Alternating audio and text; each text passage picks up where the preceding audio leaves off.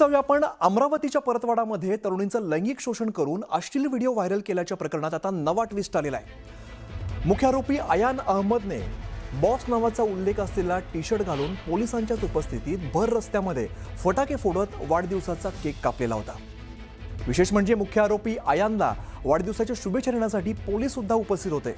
हे पोलीस कर्मचारी API Salim Shaikh, police constable Mayur Gurav, Shubham Verma असल्याचं निष्पन्नाला आलेलं आहे। आणि एकीकडे परतवाडा प्रकरणामध्ये सुरुवातीला पोलिसांनी हयगय केल्याचा आरोप केलेला असतानाच आता दुसरीकडे चक्क पोलिसांनीच मुख्य आरोपीला केक भरवतानाचा व्हिडिओ समोर आल्यामुळे खळबळ माजली आहे। आरोपी अयानने भर रस्त्यामध्ये केक कापला आणि त्या दिवशी पोलिसांनी त्याला का थांबवलं नाही असा सवाल उपस्थित केला जातोय।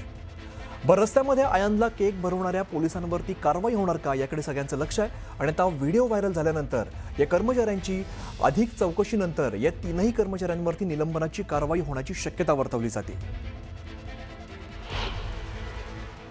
जुन्या काळातलं काय असेल ते असेल, व्हिडिओ आता काढतात, पण आत्ता मात्र पोलिसांची भूमिका अत्यंत प्रामाणिकपणे आहे। मी स्वतः या प्रकरणाचा पूर्ण मॉनिटर करतो आहे, चेक करतो, म्हणजे पोलिसांचंच कारवाई चालू आहे।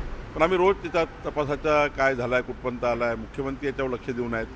त्यामुळे या प्रकरणामध्ये एक सांगतो की मोबाईल जे सापडले गेले आहेत, जे काय आमच्याकडे पुरावे आहेत, अंतिम मात्र वेगळंच आहे। ते आपण नंतर या ठिकाणी पोलीस तुम्हाला खुलासा करतील, पोलीसच प्रेस कॉन्फरन्स घेऊन सांगतील काय काय या प्रकरणात आहे।